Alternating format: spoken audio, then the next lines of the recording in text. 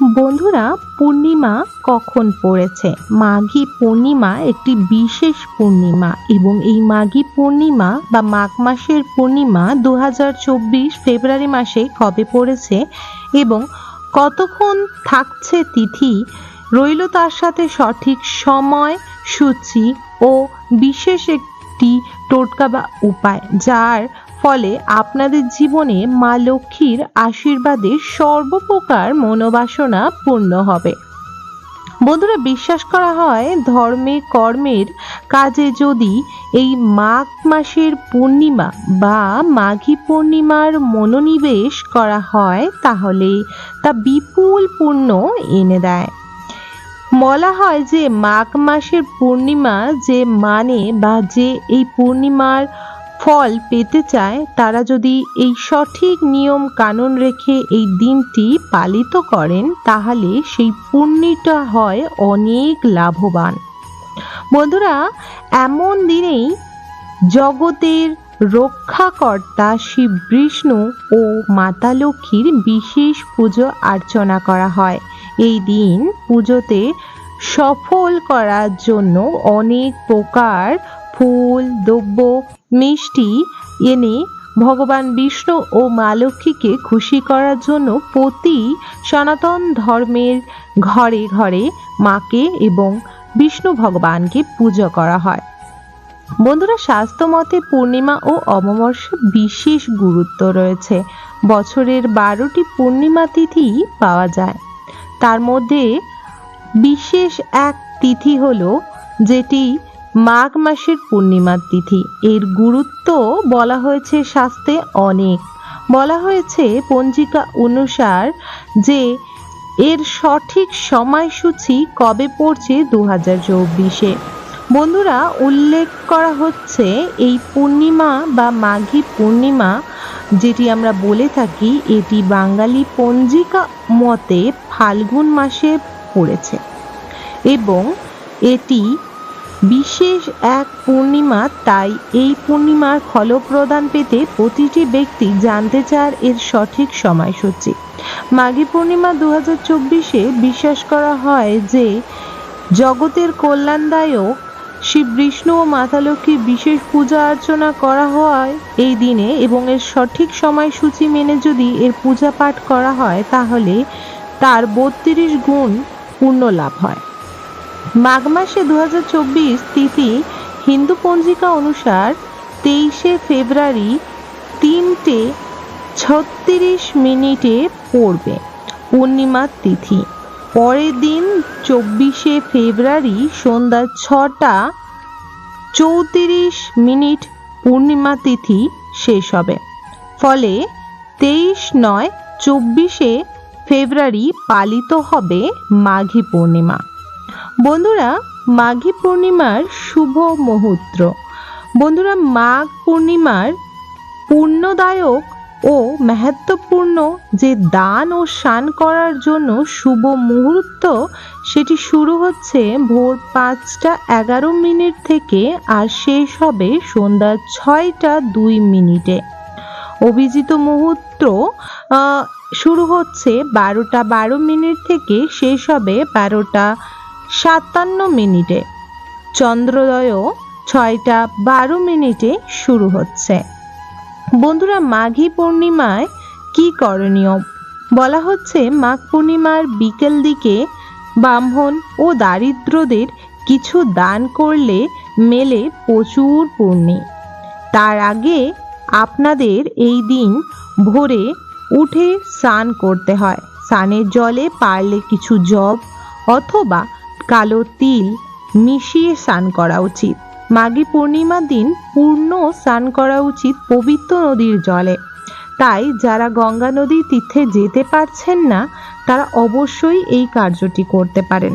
স্নানের জলে পবিত্র গঙ্গা নদীর জল মিশিয়ে আপনারা উত্তর বা পূর্ব দিকে মুখ করে হর হর গঙ্গে বলে 3 বার মাথা দিয়ে স্নান করবেন।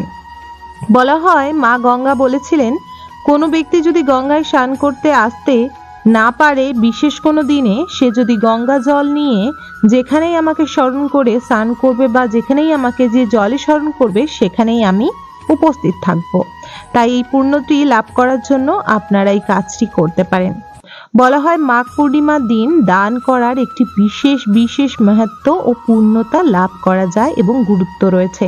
তাই মাঘ মাসের পূর্ণিমার দিন আপনারা গঙ্গা জলের স্নানের সাথে সাথে সন্ধ্যাবেলায় কোনো মন্দিরে গিয়ে বিষ্ণু না রাধাকৃষ্ণ বা নারায়ণ লক্ষ্মীর কোনো মন্দির বা মাতা লক্ষ্মীর মন্দির বা শিব মন্দির, যে কোনো একটি মন্দির যেটি আপনার বাড়ির আশেপাশে রয়েছে, আপনি যেতে পারবেন খুব তাড়াতাড়ি বা খুব সহজে। সেখানে গিয়ে আপনারা পুরোহিত মশাইকে আপনারা কিছু দান করতে পারেন, এতে অনেক লাভ হয়। তার সাথে সাথে গরিব দুঃখীদের যারা খুবই দারিদ্র এবং তাদের কিছু প্রয়োজন তেমন জিনিস যেমন খাদ্যদ্রব্য দান করতে পারেন। বলা হয় এই দিন যদি আপনারা 7টি কালো তিল, একটি গোলমরিচ নিয়ে দেবাদিদেব বাবা মহাদেবের মাথায় জল ঢেলে এবং সেটি অর্পণ করে দিয়ে আসেন মাঘ মাসের পুণ্যতিথি পূর্ণিমায়, তাহলে সেই ব্যক্তির উপরে মা লক্ষ্মীর কৃপা দৃষ্টি সর্বদা বজায় থাকে। সেই ব্যক্তির উপর থেকে দারিদ্রতা, দুঃখ, কষ্ট, আলসতা, রোগ ব্যাধি, জ্বালা, শত্রুদের জ্বালানোর জন্য নানা প্রকার যে টোটকা তন্ত্র উপায় করা হয় সেগুলোর হাত থেকে রক্ষা পাওয়া যায়। বন্ধুরা, এই বিশেষ দিনে আপনারা বিষ্ণু ভগবান ও মাতা লক্ষ্মীকে ভালো ভালো ফল ও মিষ্টি অল্প হলেও অর্পণ করুন। সুন্দর তাজা এবং ভালো ফুলের একটি মালা অর্পণ করুন। গাঁদা ফুলের মালা অর্পণ করতে পারেন। বন্ধুরা, এই দিন আপনারা নারায়ণের পায়ে অবশ্যই তুলসী অর্পণ করুন। নারায়ণ ভগবানের যে ভোগ সেখানে তুলসী অর্পণ করুন। মা লক্ষ্মীকে এই দিন আপনারা অবশ্যই সিঁদুর পরাতে ভুলবেন না। পারলে এই দিন মা লক্ষ্মীকে আপনারা সিঁদুর, শাঁখাপলা, যেটি দশকর্মা দোকানে ঠাকুরের জন্য ছোট ছোট শাঁখাপলা পাওয়া যায়, আপনারা সিঁদুর, আলতা, শাঁখাপলা এবং সাথে টিপের পাতা বা মেহেন্দি দিতে পারেন। এতে আপনাদের স্বামী স্ত্রীদের যে সম্পর্ক অটুট থাকবে। স্বামী স্ত্রীর এক পবিত্র সম্পর্কের মাঝখানে তৃতীয় কোনো ব্যক্তি আসতে পারবে না ঈশ্বরের কৃপায়। বন্ধুরা, দিনে দিনে আমরা যা জীবনে বা যা যুগে বাস করছি সেখানে কিন্তু ভগবান বা ঈশ্বর ছাড়া আমাদের পার লাগানো খুবই অসম্ভব। তাই প্রতিটি ব্যক্তির উচিত ভগবানের উপর একটু হলেও বিশ্বাস ও ভরসা রেখে তাদের পূজা পাঠ করা, নিত্যদিনের দান, জপ এবং পূজা করা। এই দিন বলা হয় যে যদি কালো তিল দান করে ভোরবেলা স্নান করে উঠেই সঙ্গে সঙ্গে কোনো গরিব দুঃখীকে বা ব্রাহ্মণ মশাইকে যাকেই হোক, তাহলে এতে প্রচুর পরিমাণে পূর্ণতা অর্জন করা যায়।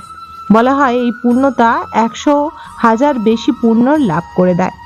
বন্ধুরা, এই দিন বদলে যাচ্ছে অনেক রাশির ভাগ্য, যার ফলে মেষ রাশি এবং মিথুন রাশি, বৃশ্চিক রাশি, কর্কট রাশি এবং সিংহ রাশি, কন্যা রাশি, তুলা রাশি এবং বৃশ্চিক রাশি, ধনু রাশি, মকর ও মীন ও কুম্ভ রাশিদের ভাগ্য পরিবর্তন হতে যাচ্ছে।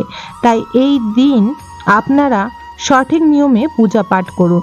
চাইলে এই দিন আপনারা ঘরের মা লক্ষ্মীকে অবশ্যই কড়ি ও গুমতি চক্র এনে দিতে পারেন এবং ওনার কাছে রাখার পর সিঁদুর লাগিয়ে ওনার কাছে রাখবেন এবং যে কোনো জিনিস ভগবানকে দেওয়ার আগে পবিত্র নদীর গঙ্গা জল ছিটিয়ে সেটি শুদ্ধ করে নিতে পারেন। কোনো কড়ি বা কয়েন বা কোনো বস্তু হলে সেটি গঙ্গা জলে ধুয়ে নিলে সেটি পবিত্র ও শুদ্ধ হয়ে যায়, তার যে সঠিক কার্য সেটি মেলে খুব ভালোভাবে। তাই এই দিন এই কাজগুলি অবশ্যই করুন। আশা রাখবো বন্ধুরা আজকের ভিডিও তথ্যটি আপনাদের কাছে ভালো লেগেছে। যদি ভালো লেগে থাকে অবশ্যই একটি লাইক করুন। কমেন্ট বক্সে জয় মা লক্ষ্মীর জয় বা জয় বাবা নারায়ণের জয় অবশ্যই লিখুন। বন্ধুরা, অবশ্যই চ্যানেলটিকে সাবস্ক্রাইব করে রাখুন আপকামিং পুজো পাঠ, তন্ত্রকথা, জ্যোতিষশাস্ত্র, বাস্তু টিপস, টোটকা উপায় রাখার জন্য। আশা রাখবো সবাই ভালো আছেন, সুস্থ আছেন। ঈশ্বর আপনাদের সকলের সংসার ও আপনাদের জীবন মঙ্গলময় ও সুখে ভরে তুলুক।